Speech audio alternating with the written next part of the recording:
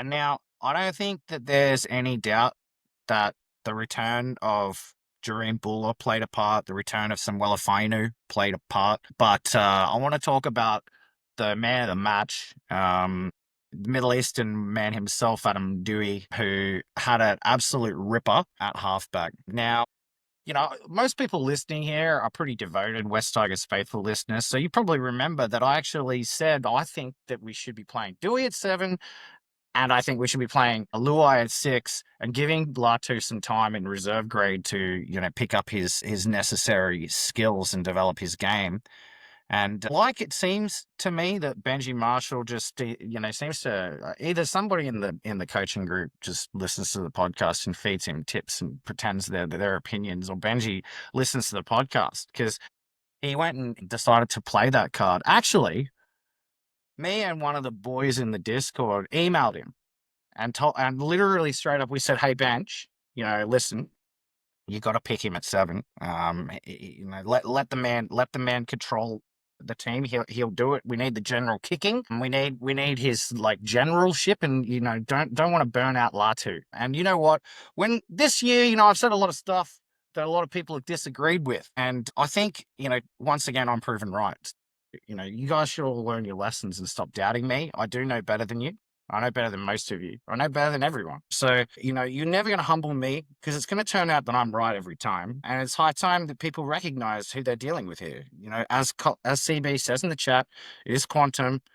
It is what it is. It's just going to continue happening. Just like we're going to sign Joey Manu. It's going to happen eventually, whether you like it or not. So let's talk about Adam Dewey. What do we want to do with Adam Dewey? Well, what we know what Shane Richardson's done. He's issued an ultimatum, a final counteroffer. Dragons have a 2-year deal on the table, 500K, and Shane has given Adam his best offer, which by all reports is a 2-year, 400K a year deal now, which has been upped.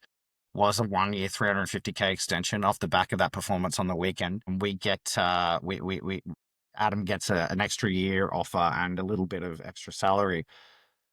That's still $200,000. Is that going to be enough? It's playing brinkmanship because I think Adam Dewey has really proven his value to this team this year. Everybody knows Adam Dewey has always viewed himself as a half, and everybody knows Adam Dewey has always viewed himself as a half, and he has shut up and played center and done pretty much whatever was asked of him ever since he came back from injury. And finally, he's been played in the halves a bit over the last few weeks, and the side looks better with him there. He looks better there. He's proven himself. So much so that the Dragons are genuinely chasing him. And I guarantee you, if the Dragons sign him, they say that they view him as a 13, but I don't believe that if he was at the Dragons right now, I believe he would be playing in the halves.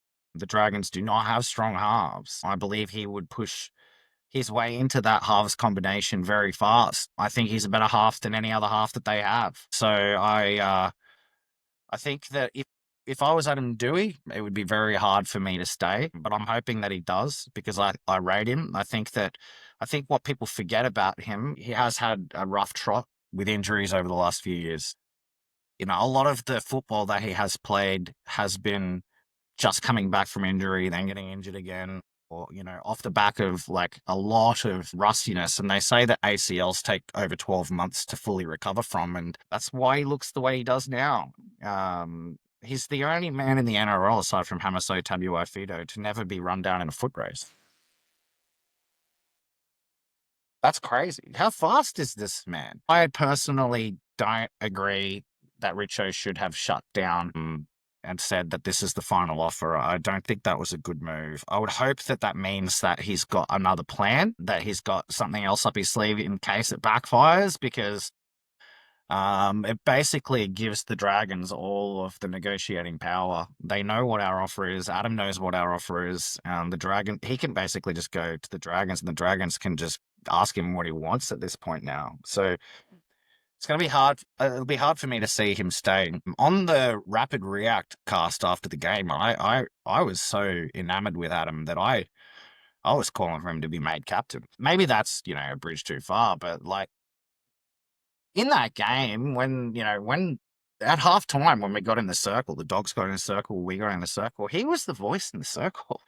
It's his birthday today too, I believe. So I think he turned 27 today. So happy birthday, Adam Dewey. It's either today or tomorrow. It might be tomorrow, but happy birthday all the same. He's in his prime. He's in his career best form. Sign him up. Like, he wants to stay. Don't lowball him. But yeah, standouts. I think man of the match was definitely, without shadow of a doubt, Adam Dewey. Had a fantastic game. Had a hand in everything. Made all of his tackles. He did a number on kick out. He did a number on kick out, man. Like, kick out, Adam chopped him down. That was remarkable. I honestly, if this like Adam Dewey from the last 4 weeks can stick around for the rest of his career, he's a player. He's not a replacement level player. He's a valuable asset. Especially if we can truly get him at 400k, the value we're going to get out of that man is outstanding. So I personally would have been making a bigger offer and with longer years based on the source material, based on what I've seen from him. They're more willing to put up bombs because they know Dream chases them. And he obviously is the fastest player in the team, as you saw from that break that Dewey made, that he got away to Jareem and scored that long range try. He's like our only long range try threat, aside from Adam. So it seems.